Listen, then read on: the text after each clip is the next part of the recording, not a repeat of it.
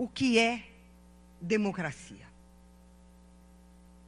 Eu dividi a minha exposição em 5 partes. E eu vou dar início à primeira parte. Cidadão de Atenas, como ireis agora julgar pela primeira vez um crime sangrento, ouvi a lei do vosso tribunal. Sobre este rochedo de Ares, daqui por diante, sentar-se-á perpetuamente o tribunal, que fará a raça toda dos egeus ouvir o julgamento de todo homicídio. Esse rochedo é chamado Aerópago. Aqui, o deus Respeito e o seu irmão, o deus Temor, dia e noite, igualmente, manterão meus cidadãos longe do crime, enquanto conservarem inalteradas as leis. Não mancheis a pureza das leis com a impureza de estratagemas. Aqui eu fundo um tribunal inviolável, sagrado, mantendo uma fiel observância para que os homens possam dormir em paz. Essas palavras são pronunciadas pela deusa Atena no final da Oréstia, e com elas, simbolicamente, afirma-se a invenção da política, obra dos gregos. No mesmo espírito, nas Suplicantes de Eurípides, é colocado na boca dos atenienses a seguinte afirmação: o que conserva a cidade dos homens é o nobre respeito às leis. E no mesmo espírito, nós lemos no Da República, do romano Cícero, o seguinte, eu cito: a coisa pública, a res publica, é a coisa do povo. E por povo devem-se entender não um agrupamento de homens como um rebanho, mas uma assembleia numerosa de associados uns aos outros por sua adesão a uma mesma lei e a uma comunidade de interesses. Fim da citação. O helenista Moses Finley descreveu o nascimento da política. Ele fala em a invenção da política, como um acontecimento que distinguiu para sempre a Grécia e Roma em face dos grandes impérios antigos. Por que invenção? Porque os gregos e os romanos não dispunham de modelos. Tiveram que inventar a sua própria maneira de lidar com os conflitos e as divisões sociais. A política foi inventada quando surgiu a figura do espaço público, por meio da invenção do direito e da lei, isto é, a instituição dos tribunais, por meio da criação das instituições públicas de deliberação e decisão, isto é, as assembleias e os senados. Esse surgimento só foi possível porque o poder político foi separado de 3 autoridades tradicionais que anteriormente definiam o exercício do poder. A autoridade do poder privado ou econômico, que era a autoridade, o poder do chefe de família, de cuja vontade dependiam a vida e a morte dos membros da família. A autoridade do chefe militar, que comandava os exércitos, e a autoridade do chefe religioso, que se apresentava como mediador entre os homens e a divindade. Essas 3 autoridades estavam fundidas numa única figura, nos impérios antigos? Na figura do rei.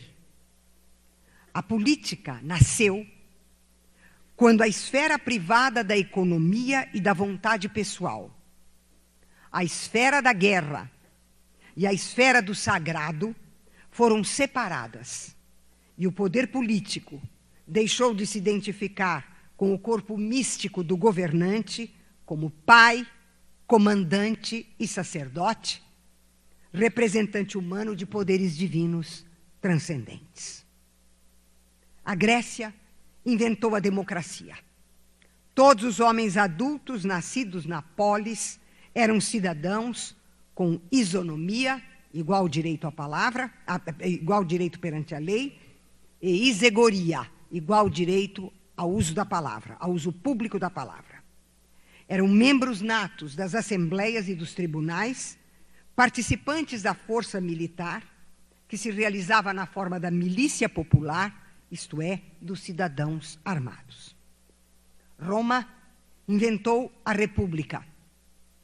A res publica, ou a coisa pública, era o solo de Roma, distribuído entre as famílias fundadoras da Civitas, os pais fundadores ou os padres, de onde vinham os patrícios, únicos a possuir cidadania.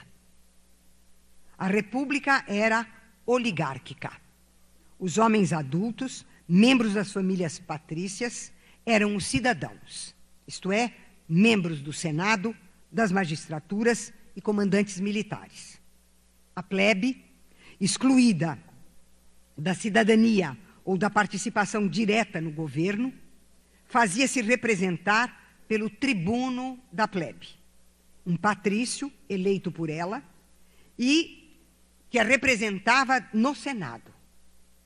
E ela também se fazia ouvir por meio do plebiscito, manifestando-se diretamente a favor ou contra uma decisão do Senado ou fazendo propostas ao Senado, além de participar da força militar na qualidade de comandada. Sabemos que há uma mudança profunda entre a concepção antiga, greco-romana, da política e a concepção cristã da política e a concepção moderna, desenvolvida a partir de Maquiavel.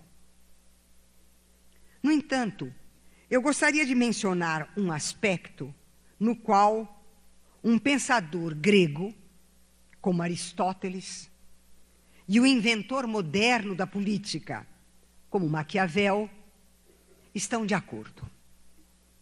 De fato, Aristóteles afirma que a finalidade da política é tornar iguais os desiguais.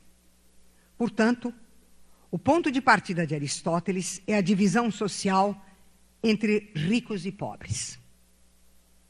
Por sua vez, Maquiavel afirma que toda a sociedade é perpassada por uma divisão originária entre o desejo dos grandes de oprimir e comandar e o desejo do povo de não ser oprimido nem comandado. Assim, tanto em Aristóteles quanto em Maquiavel, o ponto de partida é a ideia de uma divisão social. Maquiavel pensa que a divisão é originária e insuperável. Mas ele pensa a política como um trabalho ou uma lógica de ação que tem por objeto essa divisão, trabalhar essa divisão. Ou seja, o desejo do povo é um desejo puramente negativo. O povo não quer ser comandado e não quer ser oprimido.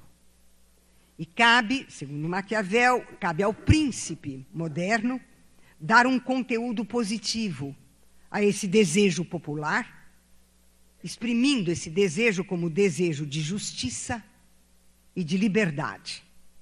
O que só pode ser feito se o príncipe se aliar ao povo e jamais aos grandes, que estão sempre prontos para tomar o seu poder.